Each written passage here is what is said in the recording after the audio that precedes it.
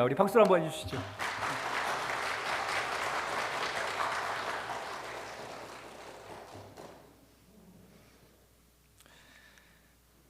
네, 감사합니다. 저는 대구에 있는 영남제일교회를 섬기고 있는 이상규 목사입니다.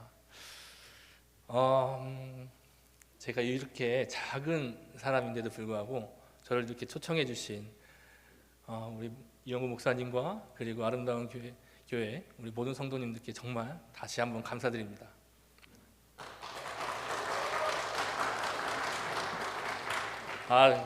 떨리네요.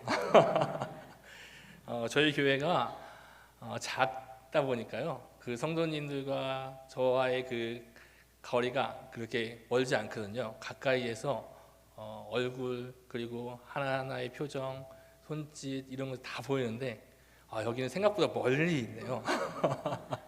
그 전에 저희가 제천에 있는 세인교회라는 곳에서 부목사를 했었는데 그때는 그 교회가 그래도 규모가 좀 있는 교회라서 그때에 설교했던 그 모습이 지금 상상이 되고 있습니다. 제가 아직 부족하지만 그럼에도 불구하고 여러분 더욱더 크신 하나님의 은혜가 넘치시길 간절히 바랍니다. 네, 오늘 그럼 본문을 한번 보도록 하겠습니다. 자, 한번 PPT 한번 1절과 2절입니다. 제가 봉독하겠습니다. 그때에 헤롯 왕이 손을 들어 교회 중에서 몇 사람을 해하려 하여 요한의 형제 야고보를 갈로 죽이니라고 합니다.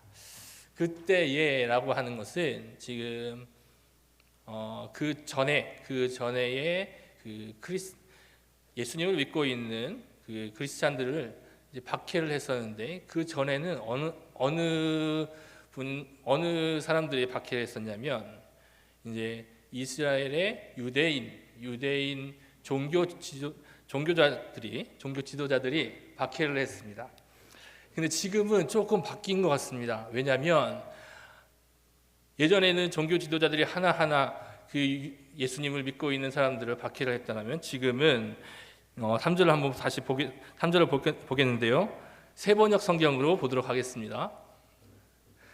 세번역 성경에 이렇게 나와 있습니다. 헤롯은 유대 사람들이 이 일을 기뻐하는 것을 보고 이제는 베드로까지 잡으려고 하였다. 때는 무교절 기간이었다라고 합니다. 제가 오늘 잘 버벅대지 않는데 오늘따라 이상하게 버벅대네요. 제가 긴장을 많이 했나 봐요. 여러분 용서해 주시고 그럼에도 불구하고 은혜 받으시기 바랍니다. 네, 오늘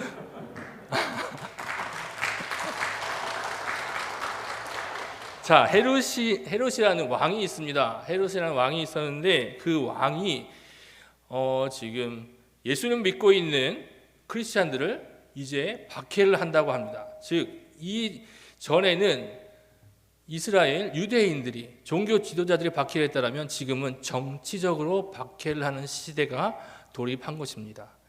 자, 4절에 보니까요. 베드로는 베드로 잡혀서 감옥에 가두고 4명으로 짠 경비병 4패에서 맡겨서 지키게 하였다. 6월절이 지나면 백성들 앞에 그를 끌어낼 속셈이었다라고 합니다. 지금 헤롯 왕이라는 사람이 있습니다. 헤롯 왕이라는 사람이 있었는데 혹시 헤롯 왕에 대해서 PPT 한번 좀 띄워주시겠습니까? 그 다음 절에 PPT가 있는데요. 그 다음 절입니다. 지금 헤롯 대왕이라고 우리 다 알고 계시죠? 헤롯 대왕은 마태복음 2장에 나와 있습니다. 그 마태복음 2장에 나와 있는 헤롯 대왕은 예수님이 이 땅에 태어나셨을 때 그 왕으로서 자기가 그 자리를 입지 조건을 완전히 구축하고자 그 예수님이 오시고 난 다음 2살 배기 밑으로는 다 죽이는 그런 학살자로서 우리가 헤롯 대왕에 대해서 잘 알고 있습니다. 자, 헤롯 대왕의 아들들이 2명 있었는데요. 그 2명 중에서 더 많은 그러한 아들들이 있었다라고 합니다. 그런데 지금 저희가 잘 알고 있는 사람 중에서 한 명은 헤롯 안티파스라고 하죠. 헤롯 안티파스는 세례 요한을 죽인 사람으로서 헤롯 안티파스라고 해서 우리가 성경에 나와 있는 마가복음 6장에 이렇게 나와 있습니다. 그래서 이 헤롯 안티파스가 한 명 있고요. 그리고 헤롯 아리스토브루스라고 하는 그러한 왕이 있습니다. 그런데 이 헤롯 아리스토브루스는 성경에 나와 있지 않습니다. 그러다 보니까요, 이 헤롯 아리스토브루스에 대한 자녀들이 있어요. 그 자녀들이 헤롯 아그리파 1세라고 하는데요. 지금 오늘 본문에 나오는 그 왕이 바로 헤롯 아그리파입니다. 그래서 이 헤롯 아그리파가요, 이스라엘의 왕으로서 지금 입지 조건을 또한 구축하는 게 중요하죠. 대통령으로서 입지 조건을 잘 구축하려면 백성들의 말을 잘 들어야 될까요? 안 들어야 될까요? 잘 들어야 되겠죠. 그리고 백성들이 좋아하는 일을 해야 대통령으로서 안정을 취할 수 있고 나라를 잘 평화롭게 지도할 수 있습니다. 그런데 헤롯 아그리파도 그 이스라엘의 왕으로서 이스라엘을 잘 다스리기 위해서 유대인들이 좋아하는 일을 했었어야 되는 것이죠. 그런데 이 유대인들이 지금 예수님을 믿고 있는 백성들, 그 백성들이 가장 보기에 안 좋고 또한 이 크리스찬들을 어떻게 하면 모두 다 없앨 수 있을까라는 고민을 유대인 종교 지도자들이 계속 해왔던 것입니다. 그러다 보니까 당연히 지금 크리스찬 중에서 우두머리였던 야고보라고 하는 사람을 죽였거든요. 그러다 보니까 백성들이 너무 좋아하는 거예요. 유대인들이 지금 야고보라는 사람을 죽이고 나니 너무 기뻐해서 지금 이 헤롯 아그리파 왕의 위신이 더욱더 높아지는 것입니다. 그래서 이 모든 것을 또한 정치적으로 안정시키고 백성들에게 더욱더 좋은 것들을 영양분을 많이 공급하기 위해서 이제 야고보뿐만 아니라 그 종교 지도자였던 크리스찬들의 종교 지도자였던 베드로까지 잡아서 옥에 가두게 되는 것입니다. 자, 그래서 지금 베드로가요 옥에 갇히게 됐어요. 그냥 옥에 갇힌 게 아니고 깊숙한 옥에 갇히게 됩니다. 깊숙한 옥에 갇혔는데 그 깊숙한 옥에 갇히면서 경비병들이 얼마나 되어 있었냐면 그 옥을 지키고 있는 사람이 네 명에서 세 패로 나눠집니다. 왜 세 패로 나눠지냐면 하루 종일 이 베드로가 탈옥을 못 시키게 하기 위한 그런 수단이었죠. 그 전에 베드로가 한번 탈옥할 수 있는 그러한 경험이 있었고, 그리고 그 소문을 들었기 때문에 이 베드로를 탈옥 못 시키게 만드는 거예요. 그래서 네 명씩 세 패로 나누어서 그 감옥을 지키게 했고요. 그리고 지금 베드로가 이제 시간이 많이 지난 상태였나 봅니다. 그래서 잠을 자려고 하는데 잠을 잘 때에 어떠한 상황으로 잠을 잤냐면 양쪽 두 명이 지금 오늘날로 말하면 수갑을 한번 얘기해 보겠습니다. 양쪽 두 명이서 한쪽에 수갑을 양쪽에 팔목에다 수갑을 차고, 그리고 그 옆에 경비 같이 자고 있는 사람에게 수갑을 차고, 그리고 양쪽에 있는 사람은 똑같이 그렇게 수갑을 찬 것입니다. 그리고 베드로는 몸에 쇠사슬로 꽁꽁 묶여 있는 상태. 근데 베드로가요 중요한 게 있습니다. 중요한 게 뭐냐면 한번 계속 오늘 6절 한번 보겠습니다. 그 다음 절 한번 보여주세요. 헤롯이 잡아내려고 하는 그 전날 밤에 베드로가 두 군인 틈에서 두 쇠사슬에 매여 누워 자는데 파수꾼들이 문 밖에서 옥을 지키더니, 그 다음 절이요, 호련히 주의 사자가 나타나매 옥중에서 광채가 빛나며 또 베드로의 옆구리를 쳐 깨워 이르되 급히 일어나라 하니 쇠사슬이 그 손에서 벗겨지더라 라고 합니다. 자, 지금 방금 전에도 말씀드렸다시피 쇠사슬이 온몸에 묶여 있고요. 그리고 우리가 잘 알고 있는 그 손목에도 지금 묶여 있습니다. 자, 그렇다면요, 세 사람이 지금 같이 잠자리를 드는 것입니다. 와이프하고 같이 잠자리를 들어도 같이 붙어 있으면 힘들잖아요. 저만 그렇습니까? 같이 잠을 잔다는 건, 붙어서 잔다는 건 쉬운 일이 아닙니다. 그런데 베드로가요, 지금 양쪽에 그 병정들하고 같이 잠을 자는데 그냥 자는 것이 아니라 온몸이 꽁꽁 묶여 있고요. 그리고 쇠사슬로 팔까지 묶여 있는 상태. 그래서 베드로가 조금만 움직이면 양쪽에서 자는 사람들이 어떻게 될까요? 지금 움직이고 있다라는 걸 알고 있겠죠. 그 더 중요한 것은 뭐냐면 베드로가 그 다음 날에는 이제 심판을 받고 이제 죽는 그러한 날이 그 다음 날입니다. 그런데요, 베드로가요, 중요한 게 있어요. 그렇게 어렵고 그렇게 고통스럽고 그렇게 힘든 자리에서 아주 잘 잔다는 것입니다. 아주 깊이 잘 잔다는 것이에요.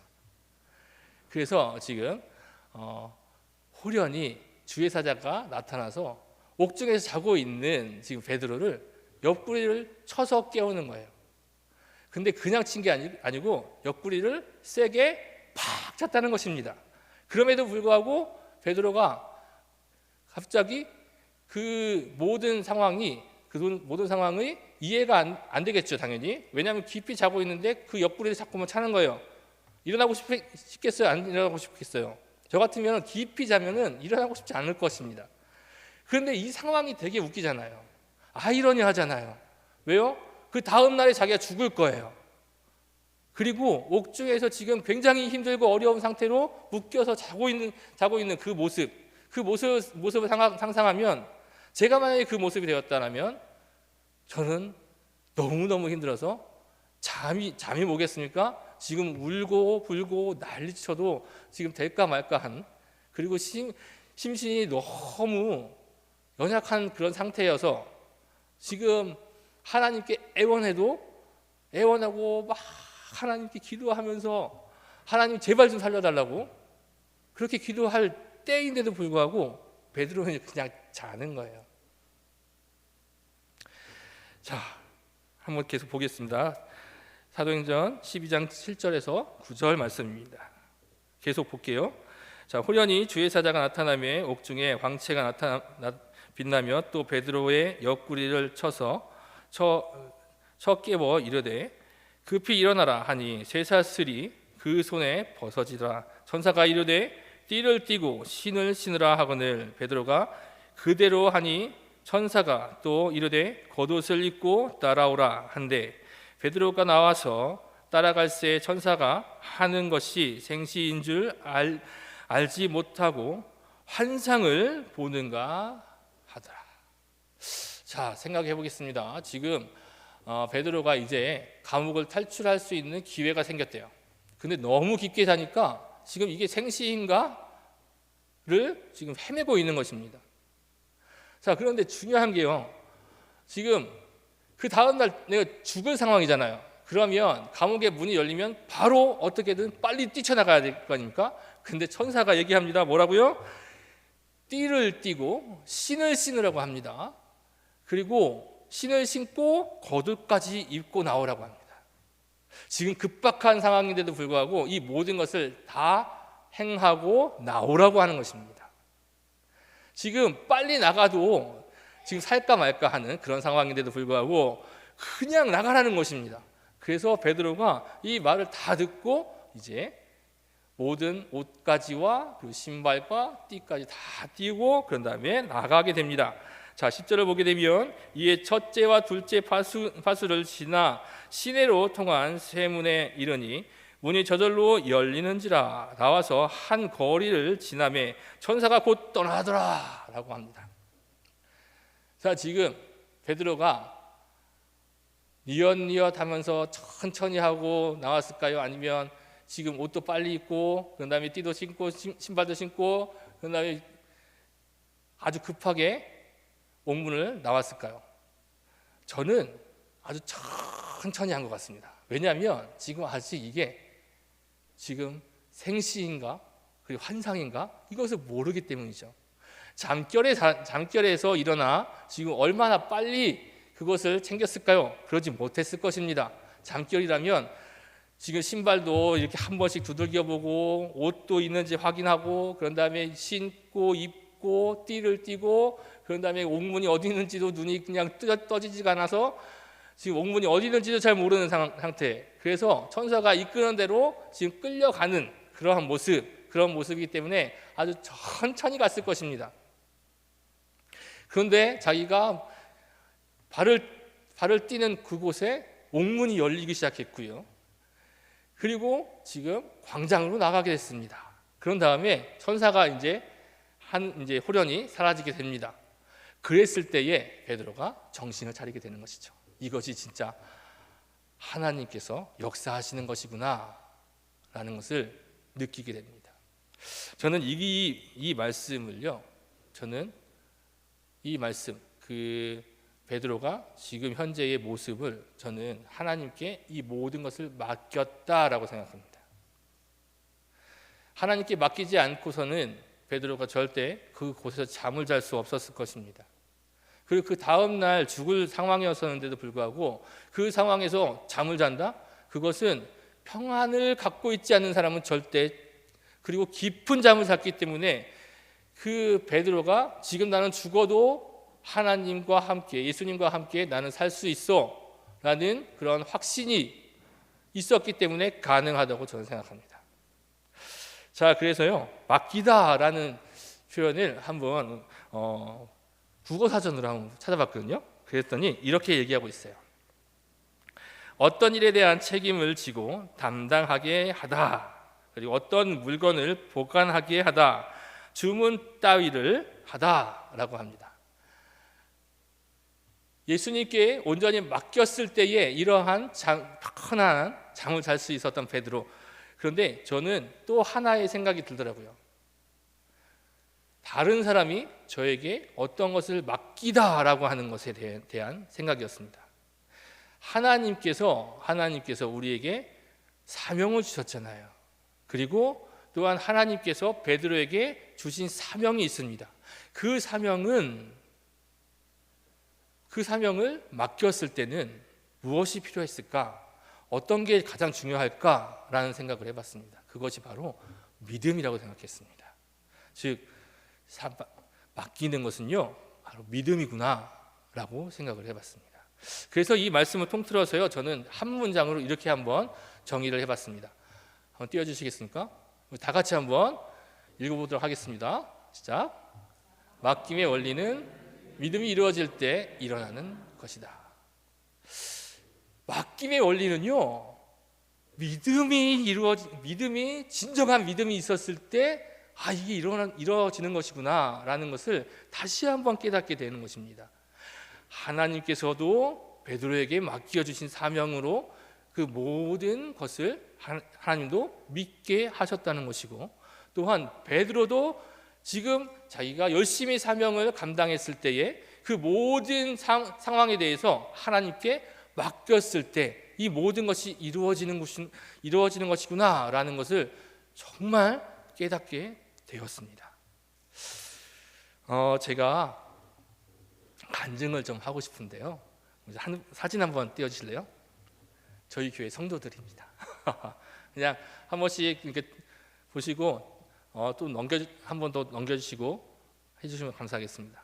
저희 식사하는 모습이고요. 저희 교회 청년들입니다. 이쁘죠? 너무 조용하신데. 자, 저희 교회 성도들이고요. 자, 여기서 멈출게요.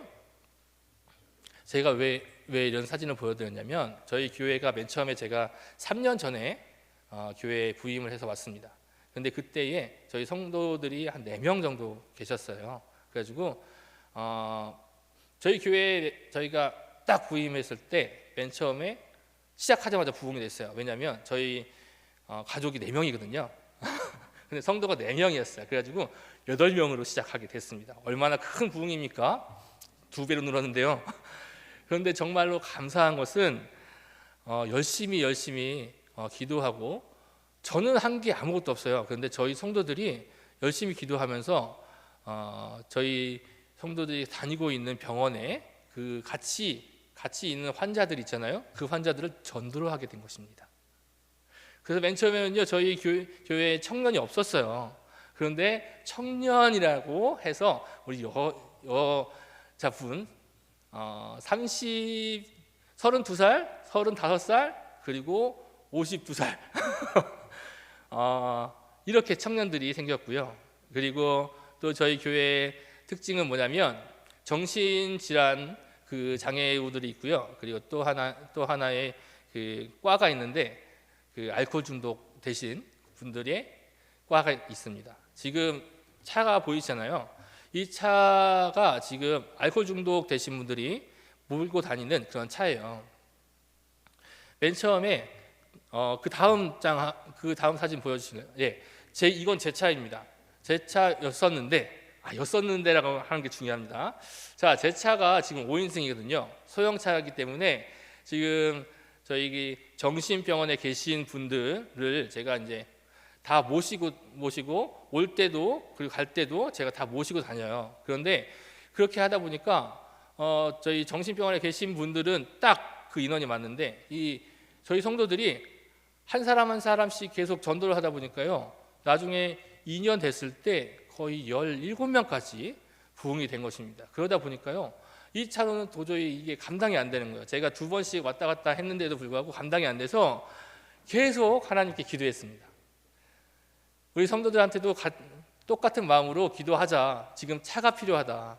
지금 아무리 저희가 열심히 제 차로 이렇게 왔다 갔다 해도 지금 2번, 3번씩 왔다 갔다 해야 되기 때문에 이게 너무 차가 필요하다라고 해서 계속 기도하자고 제가 요구를 했고 제가 아우성을 치고 우리 성도들한테 계속 주문을 했습니다. 그러다가 정말 감사한 것은 뭐냐면 그 바로 위에 있는 사진 있잖아요. 그 사진을 보여주시면 자, 갑자기 차는 안 주시고 차를 운전하시는 분과 차가 생긴 거예요. 참 신기하지 않습니까? 하나님한테 차를 달라고 차를 주세요. 승합차를 주세요 라고 기도를 했는데 차를 안 주시고 뭘 주셨느냐? 바로 승합차를 모시는 분을 전도하게 된 거예요. 저희 교회 성도분들이 이상하게 계속 전도를 하세요. 전도를 하시는데 저희 교회 성도들은 납병원이라고 해서 그 정신병원에 그 납병원이라는 분이 계시고 그리고 아예 병동에서 입원하시는 분들이 계시거든요. 납병원은 뭐냐면 낮에는 병원에 있고요. 그리고 3시에 끝나거든요. 3시에 끝나면 이제 집으로 돌아가서 집에서 살림을 하든가 아니면 거기서 생활을 하고 그런 다음에 아침 9시에 다시 병원으로 오는 것입니다. 그래서 그 병원에 프로그램도 있고요. 그리고 아르바이트식으로 아주 소수의 금액을 해서 그분들한테 일거리를 주시거든요. 그래서 일을 하면서 프로그램도 하고 그리고 자기 집에 가서 저녁에 같이 저녁 식사하고 그다음에 아침에 다시 오는 그런 납병원 환자들이에요. 근데 그분들이 희한하게 전도를 그렇게 하시는 거예요.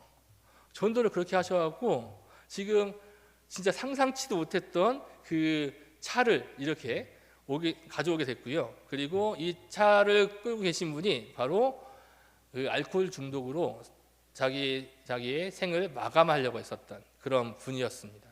그럼에도 불구하고 정말 하나님의 은혜로 이 분을 만나게 됐고 이분이 이제 계속 지금까지도 이 차로 운행을 계속 해주세요. 얼마나 감사한지 모르겠습니다. 그래서 이렇게 같이 나누어서 이렇게 차량 운행을 하고 있습니다.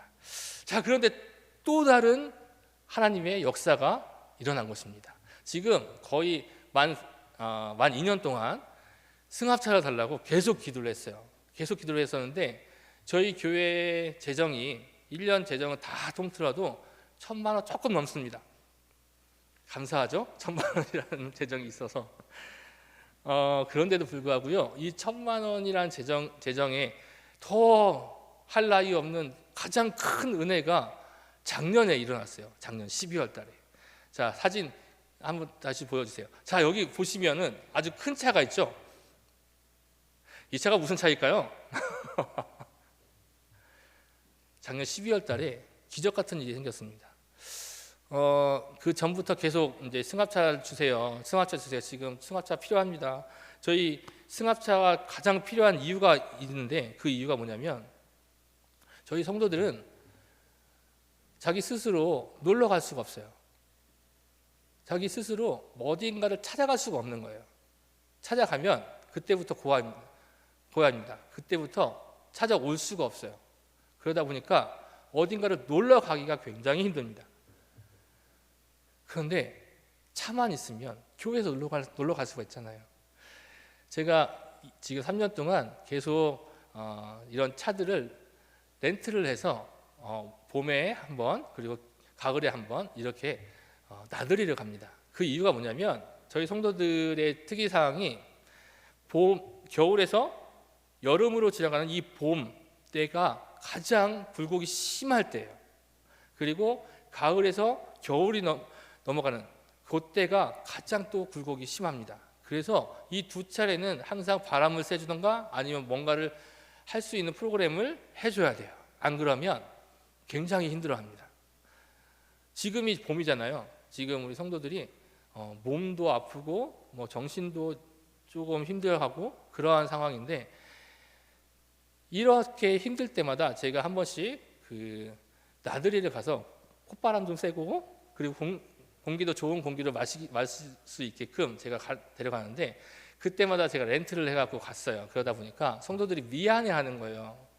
렌트비가 상당히 비싸고 또 거기 가서 하는 모든 일정도 좋지만 거기에 들어가는 비용이 너무 많은데 이거 어떻게 감당하시냐라고 하면서 굉장히 미안해하고 있었습니다. 그러다 보니까 승합차가 더 필요한 거였어요. 그런데 작년 12월 달에 갑자기 정말 말도 안 되게 저한테 전화가 몇 분이 오시는 거예요. 전화가 와서 지금 혹시 승합차 어떻게 준비하고 있어요? 라고 하면서 갑자기 저에게 돈을 주시는 거예요. 근데 한 분이 아니라 여러 분이 갑자기 그 한 2, 3일 동안에 갑자기 그렇게 전화가 계속 오시는 거예요. 그래서 어떤 분은 500만 원 주시고 어떤 분은 또 1000만 원도 주시고, 또 감사한 거는 뭐냐면 저희 집안에 계신 분 중에 한 분이 자기가 땅을 팔았대요. 근데 그 땅은 저하고 아무 상관없는 땅이거든요. 근데 그분이 갑자기 전화 와서 땅을 팔았어. 너한테 조금이라도 나눠주고 싶어서 지금 전화했어. 라고 하는 거예요. 그래서 그분이 또 1000만 원 주시고, 그렇게 모인 돈이 총 4,300만 원이 됐어요. 저희 교회 재정이 얼마라고요? 1000만 원 조금 넘었어요. 근데 갑자기 4년치 재정이 갑자기 생겨버린 거예요. 그러면서 모든 저에게 전화 주시고 그리고 헌금을 해주신 분이 딱 한 가지 목적 헌금으로 주셨어요. 뭐냐면 승합차. 그래서 작년 1월 달이죠. 1월에 저 승합차가 오게 됐습니다. 저희 교회는 감당할 수 없는 거였어요. 감당할 수도 없고 생각도 못하고 꿈도 못 꿨던 사실입니다. 그래서 사실은 어떻게 보면 하나님 알아서 해주세요 라고 하고 그냥 정말로 맡기게 됐어요. 맡기고 그냥 시시때때로 계속 제가 혼자서 새벽 예배를 하고 있거든요. 새벽 때 사실 울지도 않았습니다. 울면서 그렇게 기도했었으면 제가 울면서 기도했어 라고 얘기할 수 있는데 저 울지도 않았어요. 울지도 않고 하나님께 그냥 애원하듯이 그냥 기도했어요. 그랬더니 하나님께서 이러한 역사를 저희 교회에 보내주신 것입니다. 정말 감사한 건 뭐냐면요, 이 차도 정말 감사한데 우리 성도들이 3년 동안 저와 함께 기도했던 건 뭐냐면, 첫 번째가 우리 성도들이 건강할 수 있도록 계속 기도를 했었어요. 그리고 병원에 이제 매일 가는데 이 매일 가는 것을 2, 3일로 줄일 수 있게, 그리고 약을 하루에 저희 성도들이 한 11씩, 12알씩, 20알씩 먹어요. 굉장히 독한 약입니다. 정신병원 약이기 때문에요. 굉장히 독한 약입니다. 그 약을 줄일 수 있도록 계속 기도를 했었어요. 근데 기도를 하면 할수록 너무 마음이 안타까운 게 왜 하나님은 이 기도를 안 들어주실까라는 거였어요. 성도들이 이제 기도를 하면 할수록 뭔가가 자기의 눈에 보이던가 아니면은 무슨 소문이 나던가 했었어야 되는데 그러한 소문이 나지 않는 거예요. 아무도 약이 줄었어요. 병원을 이제 일주일에 2번, 3번밖에 안 가요. 이런 얘기가 전혀 없는 거예요. 자기들이 기도를 하는데 기도의 역사가 일어나지 않는 거예요. 그러니까 저희 교회 성도들이 수준이 거의 초등학교 3학년, 4학년 수준이거든요. 그러니까 계속 기도를 했는데도 불구하고 안 들어주시니까 힘들어하고 좌절하고 교회를 나와야 되나 말아야 되나 라고 하는 그런 생각까지 가게 되었습니다. 그런데 12월 달에 이러한 역사가 일어난 거잖아요. 역사가 일어나니까 제가 할 수 있는 말이 있던 거예요. 뭐라고요? 하나님께 맡기면 하나님께서 다 들어주십니다. 그러니까 기도합시다 라고 제가 얘기를 할 수가 있는 거예요. 그리고 지금도 열심히 하나님께 기도하고 있어요. 저희 성도들은 다 하나같이 기초수급자들이에요. 그리고 다 하나같이 정신병원에서 거의 20년 이상 되신 분들이에요. 제가 한 번은 이런 일이 있었습니다. 저희 성도하고 같이 나들이 갔었는데 나들이 간 곳에서 성도가 넘어진 거예요. 그래가지고 급하게 병원을 가게 됐습니다. 그래서 엑스레이 찍고 다 이제 응급실에서 그 모든 것들 다 했거든요. 그럼 응급실에서 기본적으로 응급실 들어가면 응급실 비용이 있잖아요. 거기에서 뭐 검사를 안 해도 응급실 가면 비용이 나오는데 저희 성도들은 비용이 하나도 안 나와요. 그만큼 건강보험의 그 급수가 굉장히 높은 겁니다. 그리고 다들 그 높기 때문에 기초수급자들이고 자기 스스로 뭔가를 할 수가 없어요. 그런데 이제는 할 수 있다는 것을 조금씩 느끼고 있다는 것이에요. 여러분, 제가 여러분께 꼭 말씀드리고 싶은 게 있습니다. 저희 성도들이 지켜주지 않으면 저희 성도들은 살아갈 수가 없어요. 누군가가 함께 해줘야지만 이 사람들은 살아갈 수가 있습니다. 하다못해 병원이라든지 그 병원에서 있는 사회봉사자들이라든지 그리고 선생님들이라든지 이런 분들이 계속 이분들을 케어를 시켜줘야 돼요. 제가 할 수 있는 영향은 사실 거의 없어요. 그분들이 하시는 영향력이 더 큽니다. 하지만 제가 할 수 있는 건 단 한 가지입니다. 그럼에도 불구하고 하나님께서 여러분과 함께 하신다는 것을 계속 주장하는 거예요. 그런데 이러한 기초수급자들, 지금 초등학교 4학년 정도밖에 수준이 되지 않는 이분들이 지금 할 수 있다고 생각하는 거예요.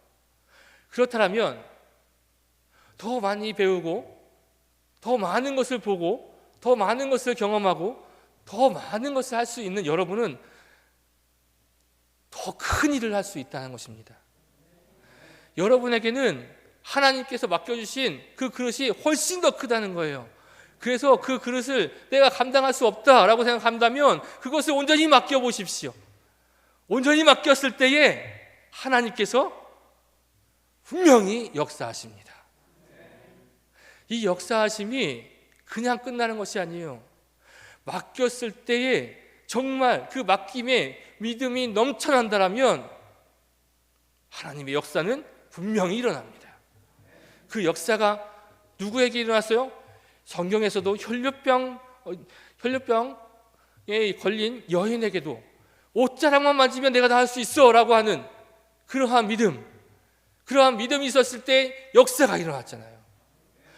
아브라함이 자식을 칼로 죽이려고 했을 때 분명히 하나님께서 모든 것을 예비해 놓으실 거야 라고 하는 믿음이 있었기 때문에 하나님께 자식을 바칠 때 아낌없이 바칠 수 있는 그러한 모습, 그러한 모든 역사가 바로 하나님께 맡겼을 때에, 그리고 맡김에 온전한 하나님께서 역사해 주실 거야 라고 하는 믿음이 함께한다면 우리에게 일어나지 못할 하나님의 능력과 권능과 역사는 없을 것이라는 것입니다. 더욱더 큰 하나님의 역사가, 하나님의 큰 권능이 우리에게 온전히 임해서 하나님께서 맡겨주신 모든 것들을, 모든 사명을 다 감당할 수 있을 거라는 확신인 것입니다. 여러분, 여러분 살아가는 모든 상황이 힘들고 어렵잖아요. 그것도 맡겨보세요. 제가 3년 동안 사례금 한 번도 안 받았거든요. 근데 저희 자녀가 딸이 둘이 있어요. 첫째는 초등학교 3학년, 지금 6살 이렇게 두 자녀가 있고요. 저희 아내가 두 딸들 잘 키우고 있습니다. 다른 사람들이 물어봐요. 뭐 먹고 사세요? 근데 정말 감사한 거는 저 또한 이 모든 것들을 하나님께 맡기는 거예요. 저희 딸이 한 번은 아빠 치킨 먹고 싶어 라고 했는데 그때 돈이 없는 거예요. 하나님께 맡깁니다. 하나님께 기도합니다. 하나님, 우리 딸이 지금 치킨 먹고 싶다는데 저 돈이 없어요. 어떻게 하죠? 근데 그것 때문에 왜 저는 눈물이 안 날까요? 눈물이 안 나더라고, 이상하게. 그렇게 기도를 할 때 하나님께 처절하게 기도하면서 눈물을 흘려야 되는데 이상하게 눈물이 안 나요. 근데 하나님께 기도합니다. 하나님, 딸이 치킨 먹고 싶다고 하는데 어떻게 하죠? 근데 그때마다 희한하게 하나님께서 채워주시는 거예요. 어떻게 채워주시냐면 갑자기 어느 날 동사무소에 전화가 옵니다. 어떤 분이, 제가 지금 차상위로 돼 있거든요. 어떤 분이 그 소외계층 분들에게 치킨 쿠폰을 주셨어요. 그러면서 받아가세요. 이렇게 연락이 오고요. 쌀이 떨어지면 저희 성도들이 참 감사한 게 뭐냐면 저희 성도들은 다 기초수급자들이기 때문에 나람이가 나옵니다. 자기들이 밥을 먹고 남은 쌀 있잖아요. 그것들을 저희에게 갖다 주는 거예요, 계속. 그래서 그걸로 지금 저희 성도들 점심 식사도 하고 저희도 같이 먹고, 그러니까 이런 것들이 다 채워지는 거예요. 욕심을 부리면 한도 끝도 없겠죠. 저도 굉장히 비싼 거 그리고 멋있는 거 좋아합니다. 그런데 그게 중요한 게 아니라 이 모든 것이 하나님께서 나에게 맡겨주신 사명이구나 라고 생각하니까요, 여기에 만족이 되는 거예요. 만족이 되고 이 모든 것들을 또한 하나님께 맡기다 보니까 하나님께서 저를 확실히 믿고 또한 맡겨주시는 건지는 잘 모르겠어요. 하지만 그럼에도 불구하고 저희 성도들 그리고 저희 가족들 더 잘 섬기면서 그렇게 잘 가려고 합니다. 그리고 또 감사해요. 감사가 넘치더라고요. 없음에도 불구하고 감사할 수 있다는 것은 정말 큰 하나님의 은혜가 아닐까 생각합니다. 여러분, 힘들고 어렵지만 그럼에도 불구하고 저를 생각하셔서 힘내시기 바랍니다. 그리고 어려운 순간이 계속 찾아오고 앞이 보이지 않고 어두운 터널이 있는 것 같고 그럴 때마다 여러분 하나님께 맡기십시오. 진정으로 하나님께 맡기십시오. 그 하나님께 진정으로 맡기는 믿음 가운데 분명히 하나님께서는 그 모든 어려움과 그리고 모든 그 어두움을 다 물러내주실 것입니다. 힘내시고 또한 이번 한 주 살아가시면서 하나님께 온전히 맡기는 그러한 믿음 가운데 하나님께서 우리에게 얼마나 큰 은혜를 부어주실지 기대하며 살아가시는 저와 여러분이 되시길 간절히 축원합니다. 기도하시겠습니다. 하나님 감사합니다. 하나님, 저희는 연약하여 저희가 하려고 계획하고 저희가 하나님께 맡기지 못하고 저희 힘과 능력으로 하려고 했던 그 순간들이 너무 많았습니다. 그럼에도 불구하고 하나님께서는 저희를 사랑하셔서 끝까지 저희를 지켜주시고 믿어주시는 그 하나님께 이제는 나의 모든 삶을 그리고 나의 모든 아픔과 고통과 모든 과거와 그리고 앞으로의 미래까지도 하나님께 온전히 맡겨드리오니 하나님 함께하여 주셔서 그 맡김에 온전한 믿음으로 나아갈 수 있도록 도와주시옵소서. 그래서 하나님께서 이 모든 것을 맡겼을 때에 얼마나 크게 역사하시고 얼마나 크게 인도하시고 우리에게 더욱더 큰 것을 주시고자 우리에게 모든 것을 맡기시는 그 하나님을 다시 한번 생각하며 온전히 우리의 생활과 우리의 생각과 나의 힘과 능력으로 하는 것이 아닌 하나님께 온전히 맡김으로 나아갈 수 있는 우리 모두가 될 수 있도록 역사하여 주시옵소서. 하나님만을 더욱더 바라보며 나아갈 수 있는 믿음 허락하여 주시고 또한 모든 순간순간마다 하나님께 영광 돌려 힘들고 어려운 것들이 다시 하나님께서 주시는 승리로 우리가 쟁취할 수 있는 귀한 우리의 삶이 될 수 있도록 역사하여 주시옵소서. 감사합니다. 사랑합니다. 예수 그리스도의 이름으로 기도하옵나이다.